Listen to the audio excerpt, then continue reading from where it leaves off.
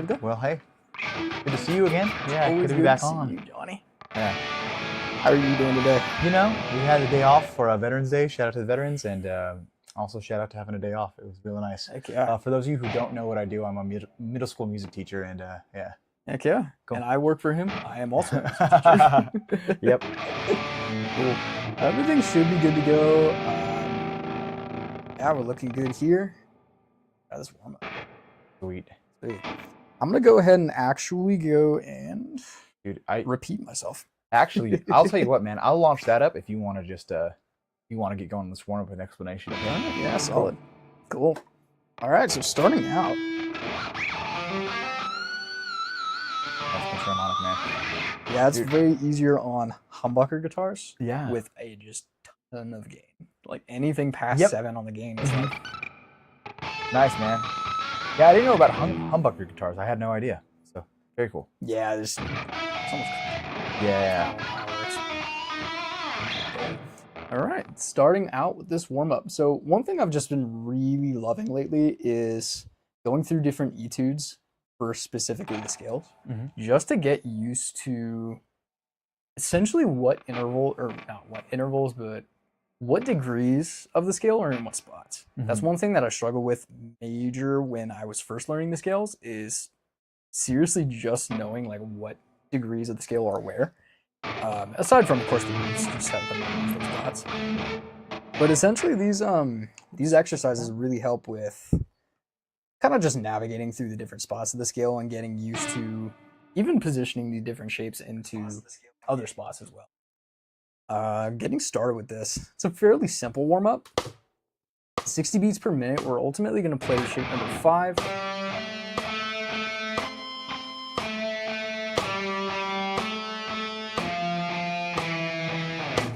In the B minor position.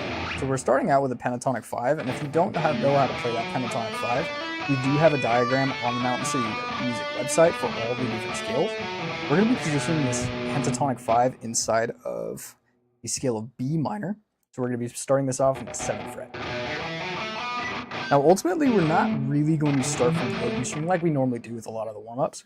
We're going to start off on this 5th fret, or sorry, oh no, I did write this in A minor. I take it back, we are in this key A minor. Dude, I was so confused for a second. I didn't want to say anything, but I was looking at it like, what is happening? Like, I just completely, like, I've learned the notes on the guitar wrong. Sure. Like, the whole thing's tuned down 2 steps. All right, so yeah, we're starting in the key of A minor, but we're not starting on this 5th fret of B. We're starting the 5th fret of B. So essentially what we're doing is we're going to be playing up 5, 7, G5, and then D7. We're going to be trying to practice our alternate picking along the way. So each one of these notes, we're going to essentially do it down, and then up pick. I can't help it hit the pinch harmonics. It's actually an accident. Dude, it's addicting. I used to do it all the time too. Yeah. So we're essentially just going to be alternate picking every note that we play. Starting out on D5, we're going to play D, down, and then up, 7, down, up, D5, down, up, back to D7, down, up. So all together we have.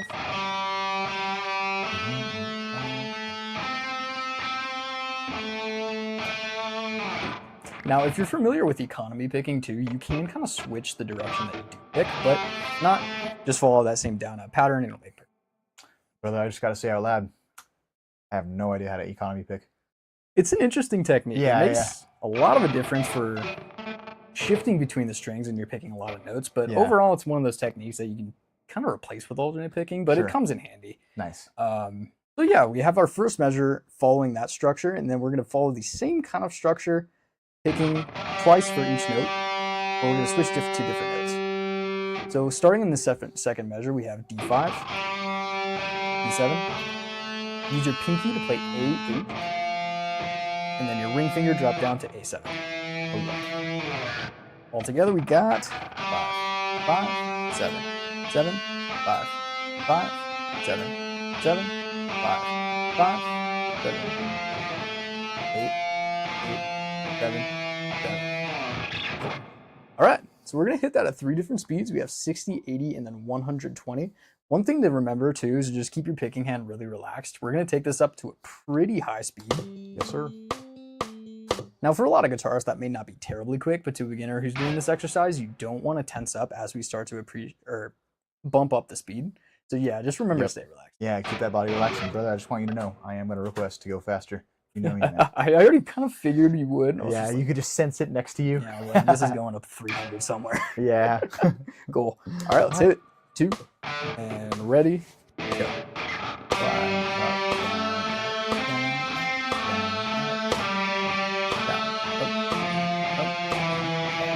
Nice. So that's going to repeat it another 2 times. And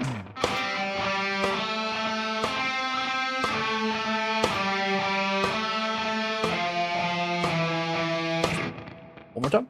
And ready, go.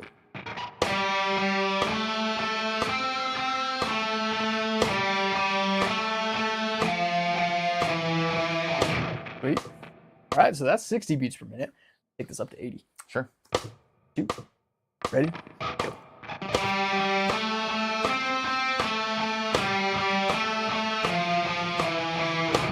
Sweet. One more time. 2 more times. We'll do it however many times you want this. Whole live stream, guys. Let's just drill this over and over and over. I might be doing this one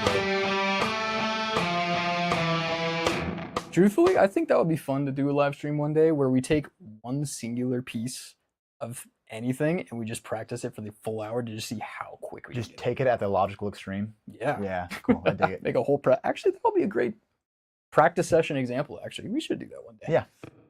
2, ready, go.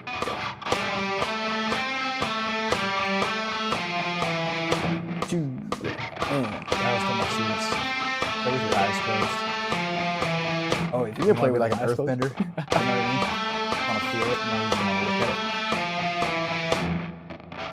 What an epic reference, dude. Yeah, that's what I always tell them too. You gotta be like tough. Yeah, really tough, dude. All right, it's Johnny. I know you love going fast so much. Let's do. Let's crank it up to 150. I don't want to get myself too carried away yet. Let's do carpal tunnel, dude. I know, right? Carpal tunnel speed. Heck yeah. All right, see it. All right. Good, go.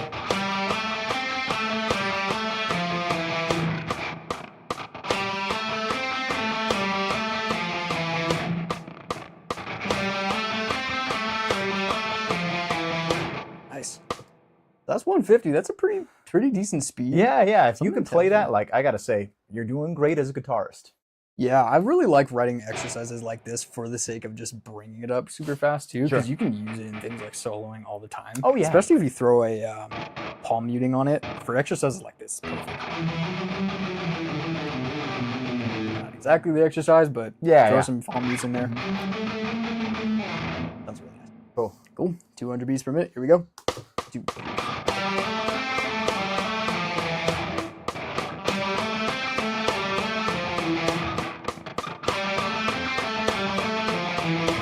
Sweet. Cool. That felt pretty good. Yeah. Let's crank it up to 225. How are you doing? You all right? I think I can handle Cool. that. Yeah. Let's try it out. I'm chilling. I'm doing it with my eyes closed and really just feeling my picking. It's a strange sensation. Mm. Yeah. 2, 3, 4.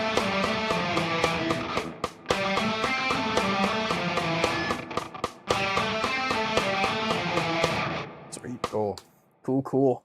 Yeah, I feel like I could probably go faster, but I would have to like work my way up to it. 225 is a pretty decent speed. Yeah, it's respectable. I'm so tempted to go 500. Oh, sorry. 250, 500, but no kidding. 250 times 2 being 500. Take notes there. Yeah. Can we do this for me, man? Yeah. That's it, dude. Making sure I still got it. Relax my wrist a little bit. Say a quick prayer. Heck yeah. A little Nice. behind. Better. Woo! Yeah, that was rough for me. Yeah, well, that's the level 10 standard inside the company, meaning like you could play your scales but at 500. And when we film and I'm doing those scales at 500 right at the end, I mean, you see every so often I Yeah. mess up. It is cooking fast, especially if you're picking everyone. Yeah. Hammering yeah. on through some of those scales, a breeze. But yeah, 500, like I tell my students, 300, you really know it. 500, you have it at like the back of your hand. Yeah. Yeah. Otherwise, like if you're playing at a 120 or 80, like all respect, but you're still just kind of getting used to the fretboard and how to navigate that. Yeah. So But even at 500 beats per minute, playing it with a legato or just those hammer-ons and pull-offs, that can get fairly easy pretty quick. But I have not tried in a while to play up to 500 beats per minute, picking everything. That's something that's Yeah, man. And then actually, can I talk about this warm up for just a second longer? Yeah, sure. Cool. So, actually, do you have our Mountain City book ready to go? Maybe going into some of those scales. I don't. Let me pause our stream real quick. We'll be right back with those diagrams.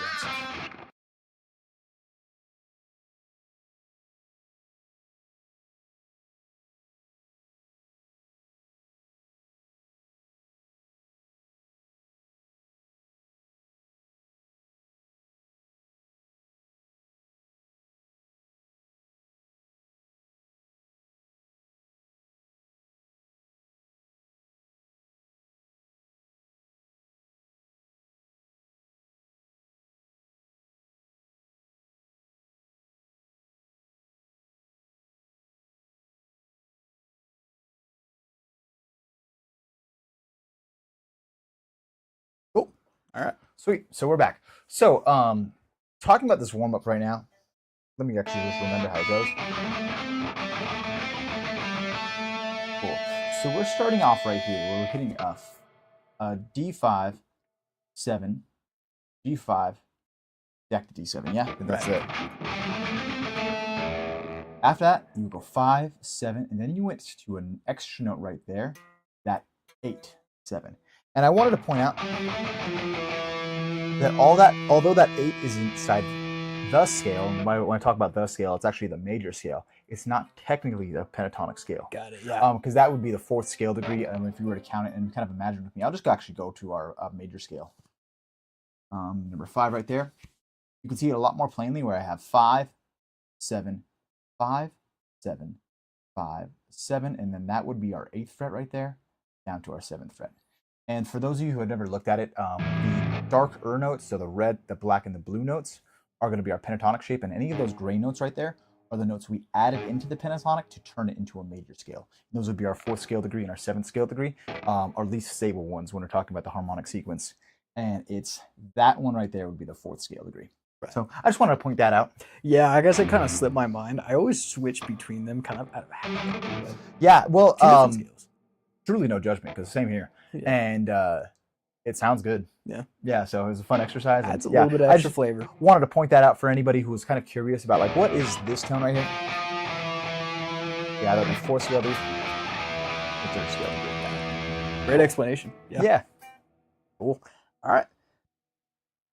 Moving on from here, we have a quick pentatonic etude, which I really should not call it pentatonic. I want to say this is actually more like the major scale. Correct. You immediately looked at the tabs and you were like, dude. No, it's all good. I want you to know there's never any judgment there, but I did see the 10, or I'm sorry, I saw the 9 and I was like, pentatonic? I think at this point, I just, in my brain, the pentatonic and the major are just so interchangeable because they're the same notes, just a couple extra. And that's how I encourage people to think about it, though. It's like, get really good at the pentatonic, and then just add in a couple notes, and then you have your major scale. There you go. But yeah, you want to be very adept at that pentatonic before you jump into the major scale, at least in my opinion. Otherwise, like, it just feels like a lot of notes. Right. Yeah. So, anyways, I think of the same thing, and when I'm kind of soloing and riffing, like, I will hardly hit the major scale notes distinctly. I overall hover around a pentatonic idea. Right. And I think that's pretty much a go-to for a lot of guitarists when they're doing things like soloing, and it's really easy to target most of the primary notes with that pentatonic scale without really having the fear of hitting something that's too dissonant. Mm-hmm. But then again, as your like kind of ear starts to get trained and you start to like play things where you recognize maybe that 4 that's in the major scale sounds good here, or that 7 sounds good here. Yep. Then you just kind of throw them in at your own discretion. You can kind of make it more melodic that way. Yeah. But yeah, that pentatonic's always a really great place to start. You'll hear so many guitarists are like, yeah, pentatonic 5. That's all you need. Yeah, so, yeah. It's a shame because I think pentatonic 1 is a beautiful one, and they always just look at it like a extension from pentatonic 5, and then where's 2? Where's 3? Where's 4? You know, you got to get the whole fretboard. But anyways, that's just me. Yeah. Study your pentatonics, kids. It's like eating your vegetables. It is. It's like the bread and butter of guitarists. Yeah. Cool. All right. Well, pentatonic major scale etude. We're just going to ignore it. Yeah. Just get a Sharpie on your screen and cross it out. Cool. So right here we have 7, 9, 10, 9. Essentially what we're doing is we're walking up the pentatonic. and we are going to be playing down and up in different sequencing. Now, if you know your pentatonic scale, it's essentially the same thing we've been playing, but this time we actually are starting it in the B minor space. So starting on the 7th fret. It's the same way we normally play our scale, but I do want to point out one thing, and that is right here. Yep. On this measure right here, you're going to notice a 7, 9, or yeah, 7, 9, 7, 9, 11, and then 9 again. Typically when we're playing that major scale or pentatonic scale, right here on this D string is where we see the 2-note string. So we won't typically see 3, but it is a nice little stretch to be able to go from 7 to 9 and then to 11. So just as a quick kind of heads up, that's what's going on.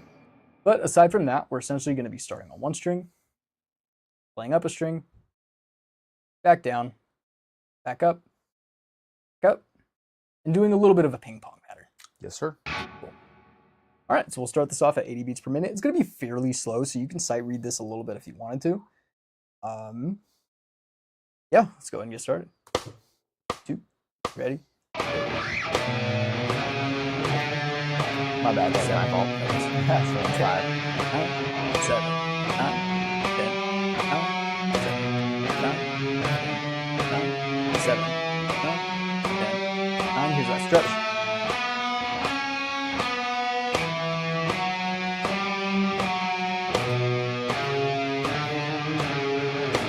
Sweet. Go one more time.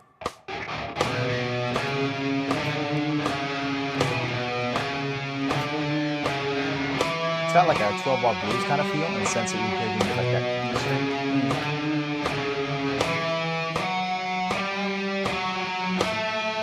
It would break on that measure right there, the 12-bar blues. That's the pattern. I was kind of pointing out. I mentioned we used to play 12-bar blues all the time. Okay. Just ending the session. Doing what to do with me. Freaking out with this stuff. Yeah. Let's do some moves. It was fun though.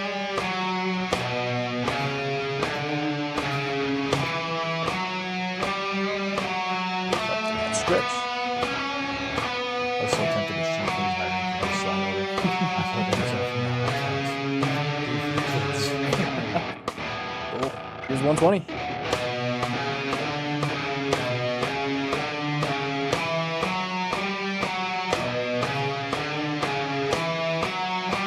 Here it is.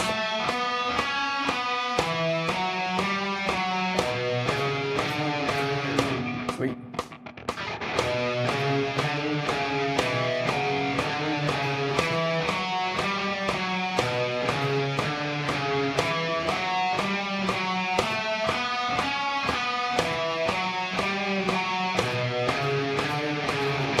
Wait, say that one more.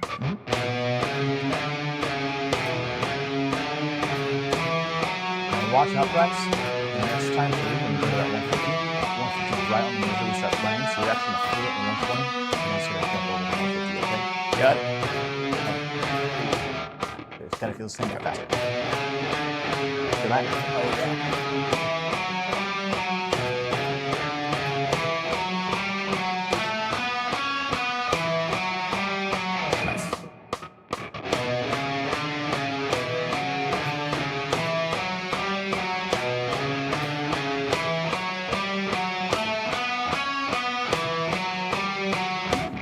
One more. Cool.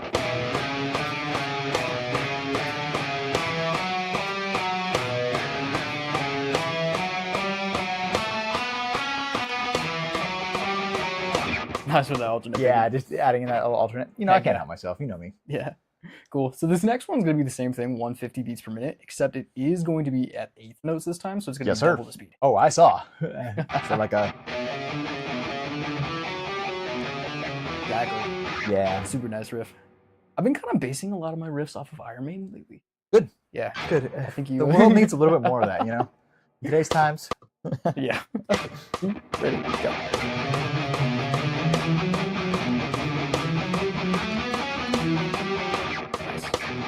Whoa. Oh, that one didn't repeat. Interesting. I sprung into action, too.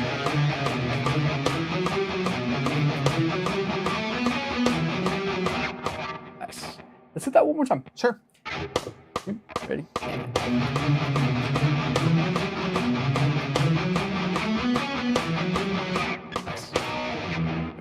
Cool. Yeah, this is a really fun exercise to get a hold of like a lot of the different things you can do with the pentatonic scale in just a 3-string sequence. One thing I really like to do with this is kind of identify the different places you can actually put it in other parts of the scale. Yeah. I don't know if I'm sure you've noticed this, but different parts of the major scale, even pentatonic scale, look the same on different strings. Yep. Yeah. Right. Yeah. I think immediately right here, I don't know, talking about B minor, you have this sequence of index ring middle. I'm sorry, index ring pinky. You have that same idea on your second shape. So if I was right here, however, this time it's on your B string or in reverse. And I love that pinky ring index double because I could bar it. Right. And people are like, what's going on? And really what I'm doing is just like very fast triplets through a bar. Yeah. Exactly right. You can do the same thing actually on the third shape of your pentatonic, third shape of your major scale. You can go to, what would be the fifth? What is the fifth of the B minor scale? 5 of B minor is F sharp. F sharp. Here's my F sharp here. Wash out, that's G, F sharp. One more down. There you go. So you can do the same thing and still stay in that. Well, hey, can I actually just hurt your head a little bit? Sure. Cool. So I'm going to just go ahead and just prop up a new file right here. I'm not used to... See, cool. There it is. Why is your automatic thing on bongos? I don't know one bit. Anyways, I'm just messing with you, bud. Guitar Pro for the win. So we have that sequence. Whoa. Then 7, 9, 10. And we both agree that would be the first sets of our B natural minor, right? Right. 7, 9, 10, 7, 9, 10. I'm writing in quarter notes, but we can just do our speed. Whatever speed we prefer. If I then slide to the 12th fret, I can then have another pattern of index ring pinky, index ring pinky. I'll just show you first. Sure. Right over here, just readjusting. So I have index ring pinky, slide, index ring pinky. Nice. Yeah, it connects really well to that shape normal. But watch out, because then you can take it a step further and do the same thing again. Where just kind of writing it down. Is it cool that I'm doing this? Oh yeah, go for it. Passionate, you know. This paints a really clear picture, I think, for a lot of viewers who may be wondering how to switch between scales a little bit more efficiently. I'd say this. So.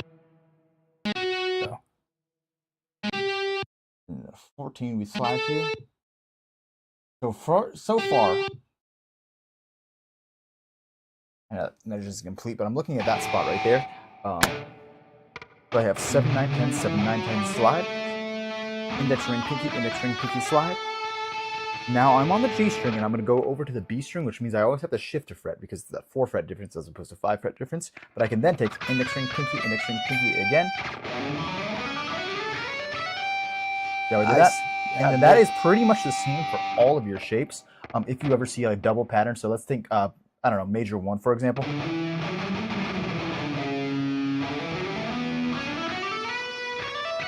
You just got to remember to shift and then you're chill. Interesting. Yeah, I did not know that about the shapes. I've noticed it in a couple spots, but I didn't know that was so applicable in so different shapes. For anybody viewing at home, what I was talking about, we're just kind of getting some guitar nerdy over here, but that's fine. So that would be, what would that be? Right here. Hold on one second. Yeah, cool, got it. 12, 14, 15, 12, 14, and 15. There you go. So let's just zoom in on this just a little bit more. I like to go parchment when we're talking together. And boom. So for anybody viewing at home, what I was just explaining to Bryson, this was a hack that I discovered a couple years ago, is if you are starting in a major scale sequence in whatever finger pattern you have, so for in this example, it would be index, ring, pinky, next ring up, index, ring, pinky. As long as you take that pattern, after the second iteration, slide it over, you will then have, with slide is represented right here, another iteration of index ring pinky, index ring pinky. Slide it over again, and have another iteration of index ring pinky, index ring pinky. Nice. Yeah. Did I explain that clearly enough? 100%. And the same thing would happen with your index ring pinky, where you would take an index ring pinky, slide it over, index ring pinky, slide. When you go from G to B string, just make sure to count for that extra fret. Ring pinky, index ring pinky. And you can get some really fast licks through the fretboard. I don't know, just mind-blowing. Whoops. Reading my own words, but you get the idea, right? 100%. Cool. Yeah. So anyways, I just wanted to point that out. I felt compelled and inspired to say that. Hopefully it wasn't too much of a tangent for anybody listening at home. Yeah. But overall, I mean, really great trip. Let me see if I can do that really quick. You have first ring pinky. I'm doing this on chicken. Sure. Dun, dun, dun. Slide. Now, index First. ring pinky. Slide. Slide. Extra fret. Index ring pinky. Yep.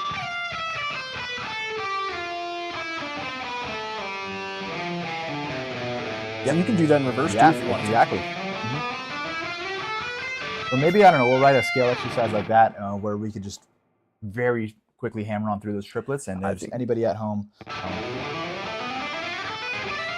I mean, yeah, that opens up a number of different avenues once you can start to visualize the fretboard that way too. But Yes, sir. on top of that, it just sounds really nice. You can just throw that in there wherever you want. Cool. I love it. All right. Cool. All right. Shall we hit our power chords? Yes, sir. All right. You know what? I might actually do that for later. Yeah. Cool. All right. So I actually had a lesson with my student Gideon. So shout out to Gideon. Love you, buddy. Woo. And he is going to be doing The Middle by Jimmy World Recital. That song. Yeah. Got it. Cool. We are going through that intro verse. We're going to hit some verse chords, and then we're going to hit some chorus chords. And we've been exploring power chords on the verse specifically, where you have the power chord that is D, A, G,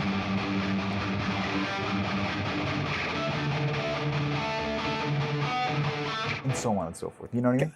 Right. So, we were just kind of riffing back and forth. I was watching him play. He's super ready to go, but he was, I don't know, expressing interest in a certain kind of power chord pattern that I was doing. And when I was playing the chord sequence, what I was doing was palm muting with my right hand. So just for anybody viewing at home, when you palm mute with your right hand, you want this part of your palm to be right at the bridge of your guitar, right where your strings connect to your bridge, and pick whatever notes you want. You get this nice palm muting sound versus an open sound, which would sound like this.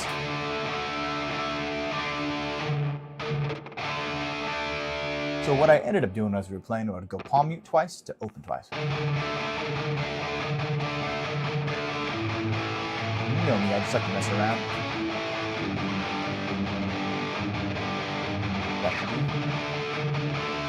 Cool. So I figured I promised him we would talk about it today. I promised him that we would just feature the exercise. So here we are. All right. So anyways, for any of the viewers at home, if you're uncomfortable with power chords, great exercise for you. If you're uncomfortable with palm mutes, also a great exercise for you. If you're wondering why I know the letter names of the power chords, it's really just you want to look at the root of the power chord. I know that on the A string, 5th fret, and this is just something I have memorized. I encourage you to memorize it for yourself. A string, 5th fret is the note letter named D. Therefore, if I build a power chord around it, I have, just that, a D power chord. As a reminder, friends, a D power chord inside most music notation is going to be a D5. What that means is that it's hitting your first scale degree, root of the chord. 5 notes away, a perfect fifth away, and then we're going to hit that octave again right there. So I don't want to get too bogged down with the theory because the last thing we talked about was just extremely theoretical. Yeah. So anyways, I want to get away from that for just a second. Same idea with the A string power chord, where I have an A string open fret. That is going to be your A power chord as well, represented by 5. Going to the low E3, basing a power chord on that. I just know off the top of my head, low E3, that is a G. Therefore, I base power chord on that. That is a G power chord. And back to D.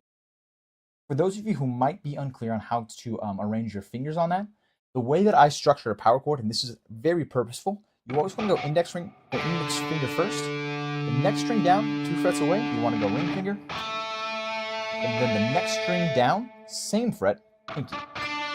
So in this case, I have index on A5, ring on D7, and pinky on G7. Yeah. Cool. Anyways, and the reason being is that the power chord, in my opinion, is going to be your building block to your bar chords. So if you can get this shape in your fingers, you're already lending yourself to a more advanced understanding of your bar chords. You agree with that? 100%. Yeah. Cool. Same exact idea of targeting a specific note and creating a shape around it. And most even advanced bar chords like suspended and sevenths, same exact thing. So you are setting yourself up nicely with that kind of concept. Sweet. Yep. So anyways, I have this exercise going relatively slow. The target speed is 163. I'm sorry, 165 is the speed of that song, if I remember off the top of my head. Right now it's set at 60. Let's go through it maybe once or twice at 60, and we'll just advance up slowly. Once again, Gideon, this is for you. I hope it helps. Cool. Here we go. And ready, go. Open, stay on that A chord. Ready, switch to A. Ready, switch.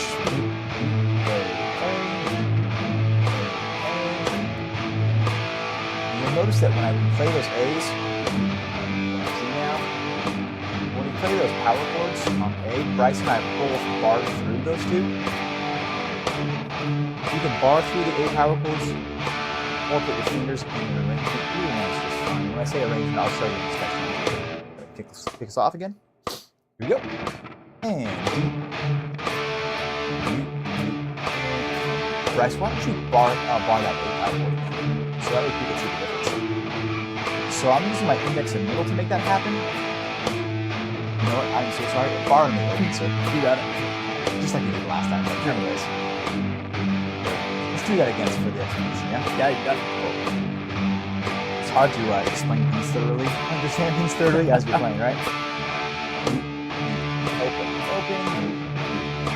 Okay, let's do that again so we can demonstrate. Got it. Yep. And open.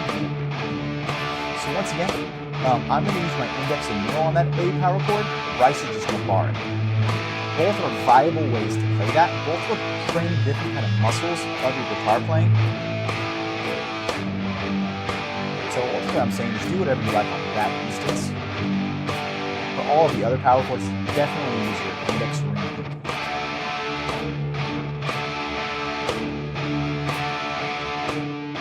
So if I was sitting with a student, I would advance by 10 BPM. Just for the sake of time and brevity, I'm not going to do that. Let's advance by 30 until we get up a ballpark around 165, then we'll end at 165. All right, sounds good. So we were at 60. Let's just bring it up to 90.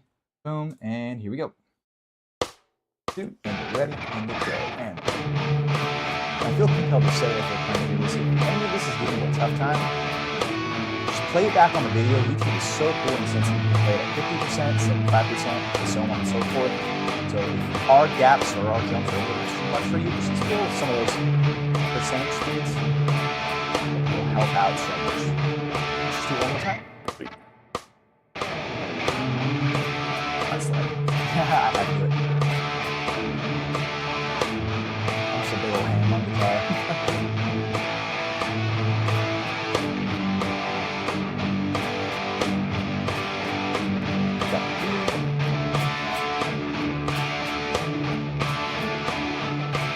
Good. Let's bring it up to 120. 2-0. Here we go. That's my new catchphrase. Heck yeah.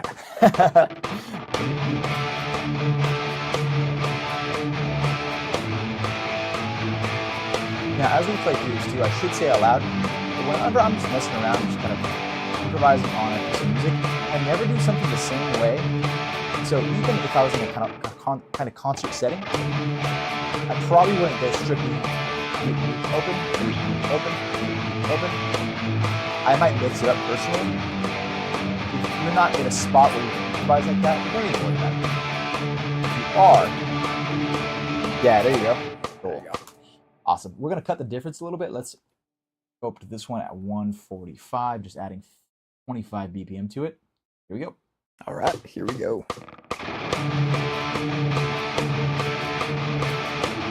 I'll stop talking so much. It's going to get harder as we go faster. Right. Focus. Get some like focus face coming out. Stick my tongue out a little bit.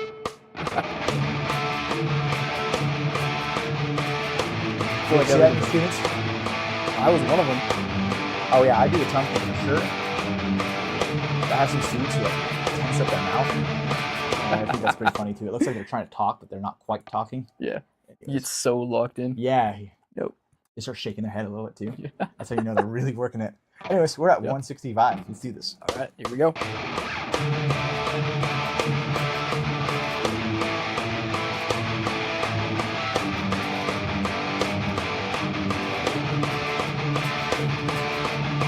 Next time. All right.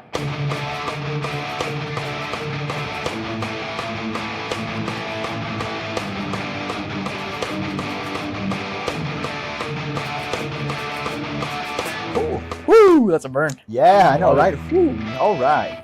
So, hey, shout out to you, Bryce, getting that done. Yeah. So, anyone watching at home, well, we don't show each other these exercises when we start. It is impromptu. Yeah, we're we're just like, always surprising each Oh, other. there's that thing, and let's go. Yeah. So, anyways, a lot of fun. A lot of fun. Heck yeah. Cool. Cool. I really, really appreciate this warm up too. There's just something with power chords, as basic as they can be once you get a hold of them. They're so great for things like endurance, especially with your right hand. With something like this, you can't help but appreciate just the fact that you have so many different movements going on that you have to really kind of focus on as you're getting used to even things like palm mutes and all these different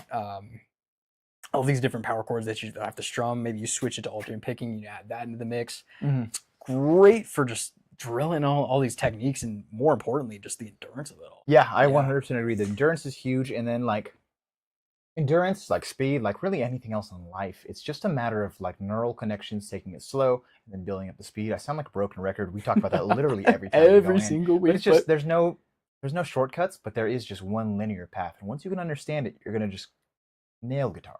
Heck yeah. Yeah. Heck yeah. Out of curiosity, because you talked about all the different movements, were you strictly down picking or were you alternate picking on that one? I will fluctuate between both. For this particular exercise, I try to keep it strictly just down picking. Yeah. Yeah, I just kind of want to keep more of a consistent tone. You do get a slightly different tone whether you are strictly down picking versus down and up picking. Do you want to demonstrate real quick? Sure, yeah. 'Cause that's exactly what I was thinking too. It's all in the way that you hit the first string. If the first string you're hitting is that low, well, in this case, the A string, you're kind of getting that lower tone at the start of every hit. Yeah, exactly. As opposed to, There are a lot more mids that way. You know?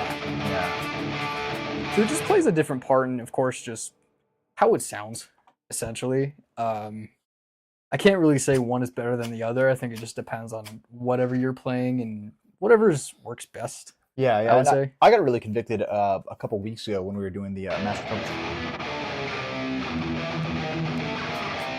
Finding out that was strictly down picking. I had played alternate picking all my life and was like, what? So for me, I was strictly down picking that, but that's just because in my mind, I'm like, I just got to get better at down picking, you know? Right. All my life, I might have just done alternate picking on that and been like, yep, got the exercise. But there's really just a certain level of finesse in being able to strictly down pick something and really emphasize the root of the chord. Right. Heck yeah. Cool. But overall, great warm up or great exercise. Yeah. Fantastic. Yep. Cool. Cool. All right.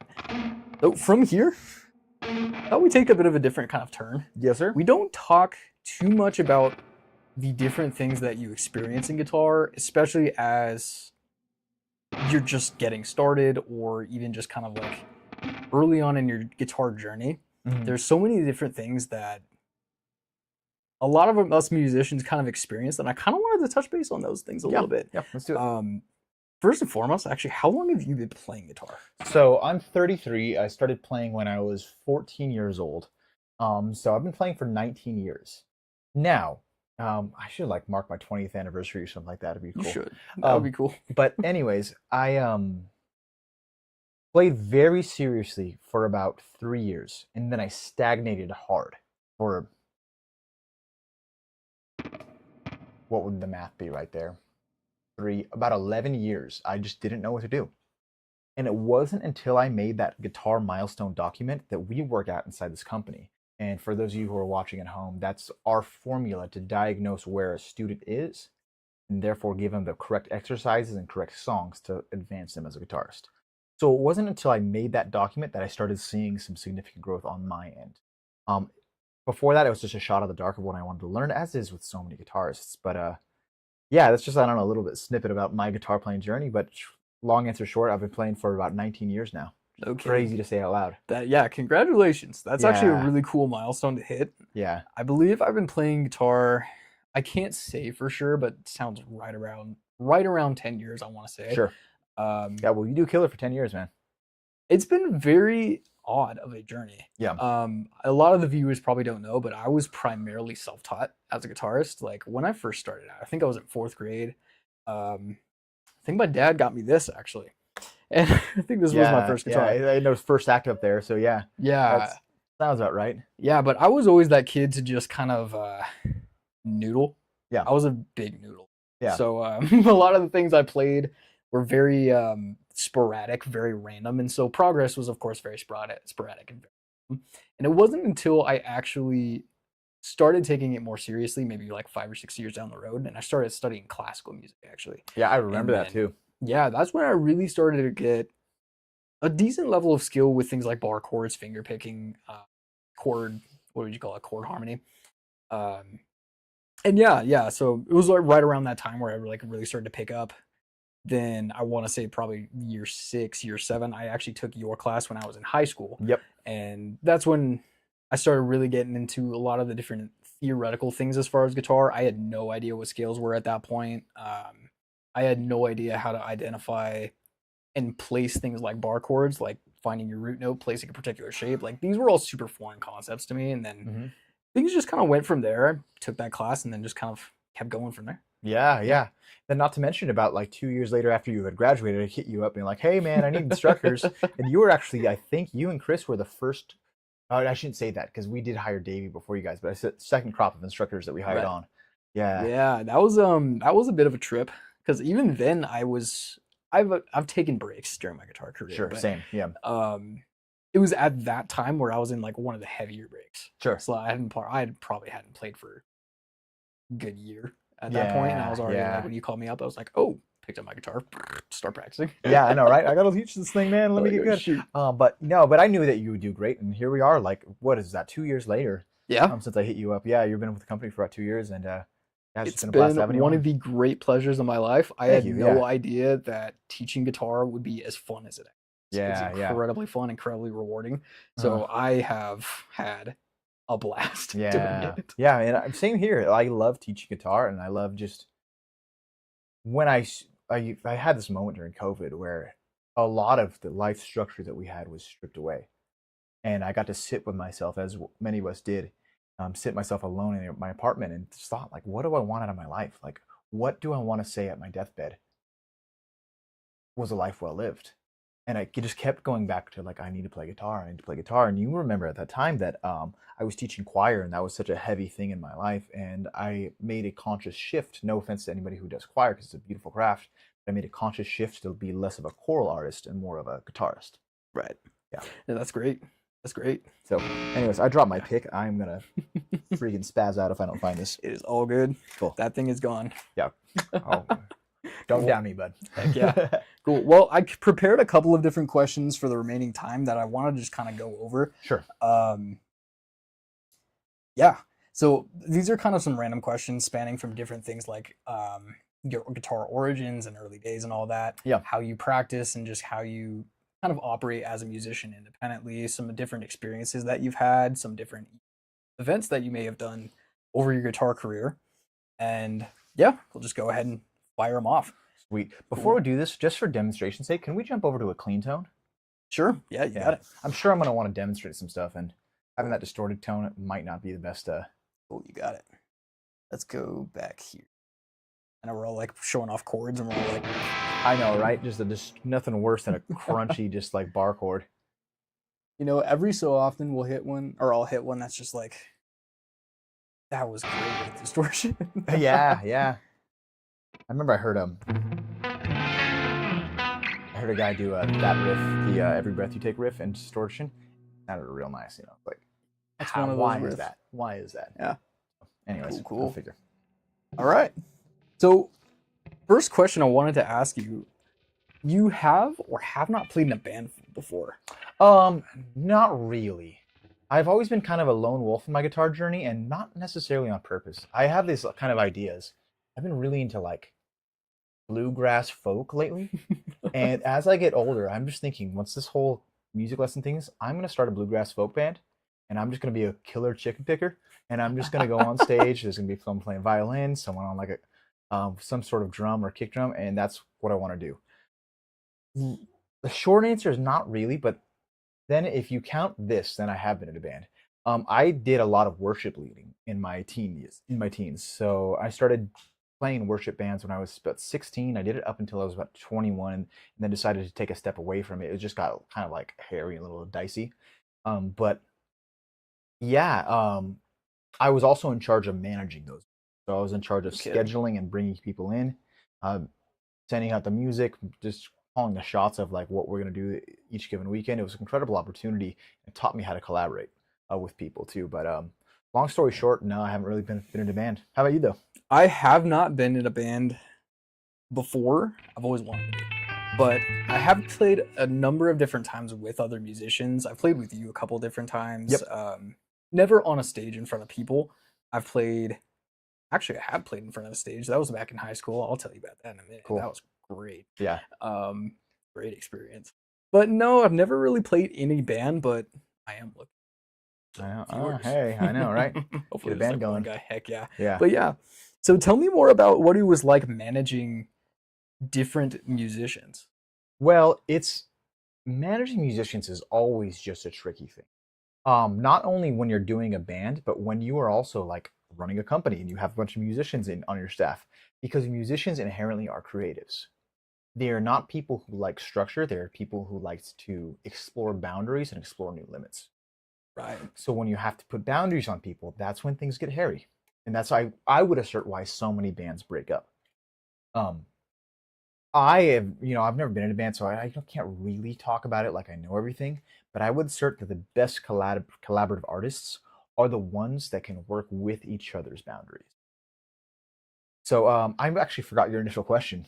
Well, ultimately, just what it was like managing different cool. musicians. Yeah. So I mean, you would have people show up late. You would have people not learn their music and try to sight read the day of and all that stuff. And all those things were problems that me as a more of a director and less of a fellow compatriot in it, I would have to address that, and those conversations would suck. And then you would have a kind of like your core group of people who would just like knock out of the park every time. Like you're like that for the company too, where I don't really have to talk to you very much, and I don't have to have those corrective conversations. But well, that makes me feel good. Oh, thank you. Yeah, yeah. Oh, it's true. Yeah, I mean, we love you. My wife loves you. We think the world of you. And one thing that I've learned through teaching high school, through doing that worship band, through company, is the more you can take anger out of the conversation and have a true spirit of wanting to help and wanting to empower the individual to grow, the better the system will be managed. Creating a culture of like, I respect you, I care for you, here's how you messed up, and here's how we're going to grow. And I would expect the same thing in kind of really whatever domain of my life.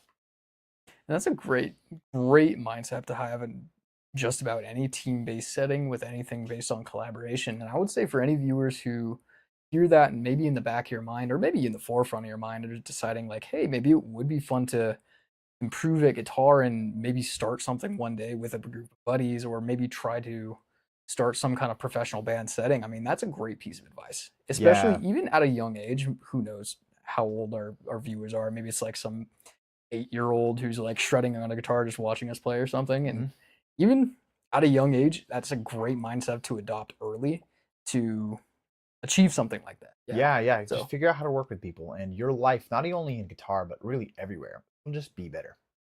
So yeah, that's a great answer. Cool. Yeah. Cool. Oops, sorry about that. Oh, no biggie. You're like, oh, my knee. Well, one thing that actually kind of reminded me to write this question was the recital that we have coming up. Sure. Now, one thing that I always stuck by when it came to either a performance that I had or something I had, even anything really, that I needed to do to a high quality extent, essentially, was to practice it not until I got it right, but until I couldn't get it wrong. Yep, and so exactly. That piece of advice I heard way back when, I don't even remember who said it, but it's always stuck with me, and that's something that I give to my students preparing for this upcoming recital, just to kind of tie it back in. Yeah. And it plays a world of difference for just improving the quality of your playing, and yeah, just being able to go through the performance. But on the kind of flip side of the recital coin, you of course have your performance and the quality of that, but on the other side, you have things like stage fright, and the nerves that pop up, and the mental aspects of that. Yeah, yeah. Was there ever a point where you had either a performance or you had something to direct with maybe a couple of quote unquote band members, and you had to manage those kinds of emotions? Oh yeah, dude. So I guess to summarize the question, you're asking me, have I ever had like stage fright or ever been around people with stage fright? Right. And both have been very prevalent in my life. So just taking it back a lot of years ago, I started off my musical journey playing guitar. I broke my leg and was changed to a couch and just learned it and got very good. I'm not much better now than I was at like 15, you know? And guitar was like my world alongside skateboarding as your teenage dirtbag skateboarder lives. And when I was getting a little older, I felt compelled to study voice actually. Now, nobody had the heart to just outright tell me, you shouldn't do this. And I wasn't good. And I went to community college and I had these voice teachers, God bless their souls, and I was so bad. And I would have to get up on these performances where I'd have to be a solo singer and I would get reamed. And it was that way for about 3 years. So think about like when I was 18 to about 21. And then the techniques started to really kind of line up. I started to see a lot of like positive benefits around me studying voice. But in that 3 years of just like this unholy dark period where I would get reamed by my professors and reamed by my peers, I would have the worst stage fright. And the only way that I would get around it, and you kind of alluded to it just a second ago, I would practice to the point where I could not fail. There were moments where I would literally black out and then just kind of like snap into consciousness when the performance was done. I know that the science behind that is probably really weird, but I would go into this weird kind of autopilot muscle memory state and just get the performance done. And I would ask my student, or not ask my students, ask my friends, like, how did I do? And they're like, oh, you did good. And yeah, long story short, definitely, especially understanding that I wasn't good for so long, feeling that stage fright. Um, I've taught probably thousands of kids at this point, whether I was at Serrano High School or now at Quail Valley Middle School, and I would constantly encounter people with stage fright. And what I always tell them is just a couple things. Well, first, practice to where you can't fail. That has to happen at least 2 weeks before the performance. In my philosophy, you want to be done with your song 2 weeks before, and then the next 2 weeks, you just want to clean it. Practice where you cannot fail. Next one is you want to just rewire your biology. Start smiling. Start telling yourself that nervous feeling is not in fact nerves, excitement. Excitement to get on stage and share the thing that you're doing. And we understand that the brain, the centers around being nervous and the center around excitement are very close, if not the same. I can't quite remember. You can trick your brain in thinking, I'm not nervous, I'm excited. And the last one is just remember to breathe. Meaning that when we get nervous and we go into that fight or flight state, when we take that nice inhale, exhale, we're calming down our sympathetic nervous system, slowing down our heart rate, oxygen is flowing to the brain, we can all of a sudden think clearly. One thing I actually told one of my piano students right before she was going to do a run through is when you sit down, when you look at your piece of music, if you are going with music, take a deep breath in, and in hyper speed, read everything. Try to notice any pitfalls, then go. And I've been in some really interesting performance situations. I've performed as a singer in the Hollywood Bowl, a choir singer, probably like a dozen times, 12 times. It's a really crazy experience performing at the Hollywood Bowl, just lights flashing constantly. I've been to Carnegie Hall twice. I've toured around the world, 11 different countries doing the whole choir thing. And it's never failed me. Just take that deep breath in, hyper speed, remember what you got to do, rewire your brain, tell yourself you're excited, hit play, boom. That's a great sequence of things that you do. I mean, one thing that I've always done, just going to the practice thing, but Yeah. overall, I mean, taking such a psychological turn to how you can quote unquote biohack your own brain into getting that performance done to the best of your ability. Even if you can't even, I don't know, calm yourself down in the fullest, I mean, that's a great strategy to ultimately just kind of get through it. But tried and true method, I don't know very much about your methods of, encouraging your students to get through that stage fright because I just personally haven't done it. But it Yeah, sounds like you well, have a lot of, it's a very, very good tried and true strategy. yeah, man, and there's a lot of tactical things that you can do the day of to help your student out, but one thing will be undeniable: how much you practice. You will know in your heart, you'll know in your mind if you're ready. And if there's any doubt in your mind, if you're ready or not, you're gonna feel it on that stage. It's gonna be exposed. And as much as it is a drag to have to drill something, the reward on the other side of having a good performance far outweighs the pressure or the toil, so to speak, of having to put the work in. Well said. Well Yeah. said. Yeah. Cool. Cool. All right, let's see. So ultimately, do you teach people to play guitar or to be musicians? And if so, or if you do both, what do you see in your students that is the differentiator? Sure. Yeah, that's a very interesting question too. So a guitarist, they could play through their riffs like turn that on.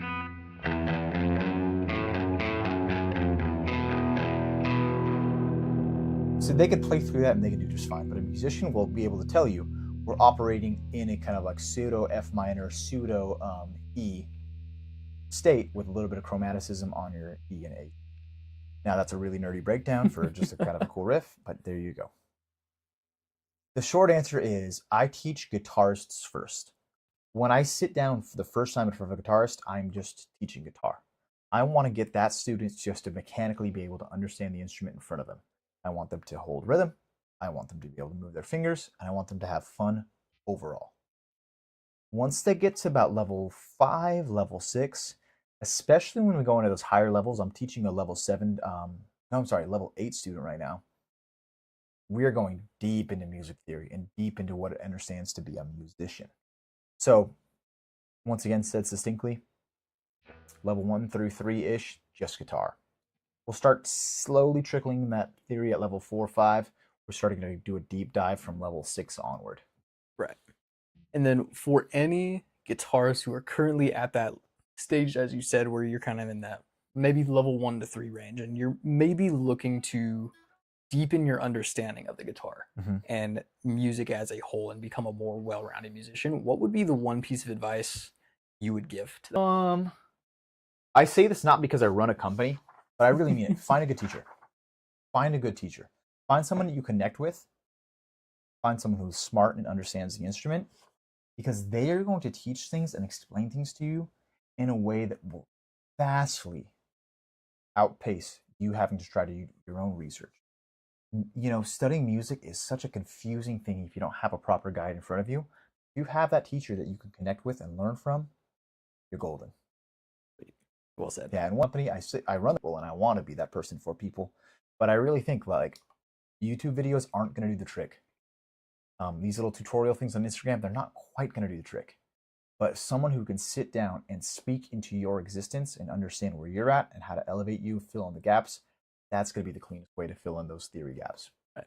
Well said. Very well said. Great. Well, all right. Well, last question just to end things off. Cool. What song been your guilty pleasure to play for your guitar career? Oh, man. Guilty pleasure. Well, I obsessed over Crazy Train and Randy Rhoads, so this one... well, you can't really go wrong. Dude, it's a legend. And then the whole... so on and so forth. I knew every note to that, and I obsessed over that. There's a couple of things well, let me say it this way. My practice routine is really interesting because I just hone in on maybe just 3 different ideas and 3 different songs. So right now, the stuff I'm honing in on is the Freebird solo, which I haven't really practiced much of, sweep picking, and then flamenco exercises. Funny enough. No kidding. Yeah. Flamenco guitar, it really just like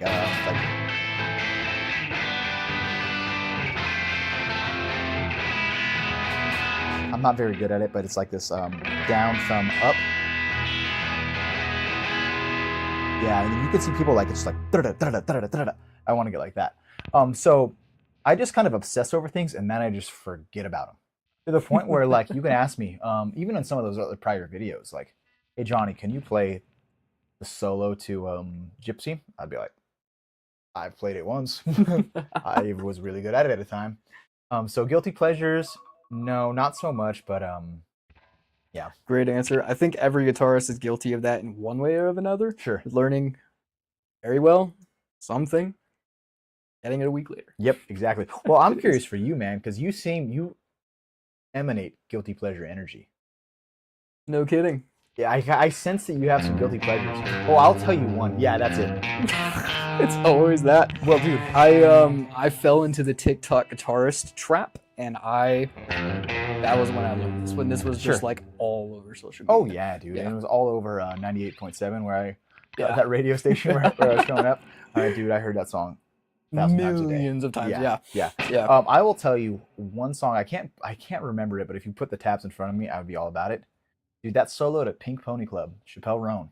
Ooh. I loved playing it. What is that like a?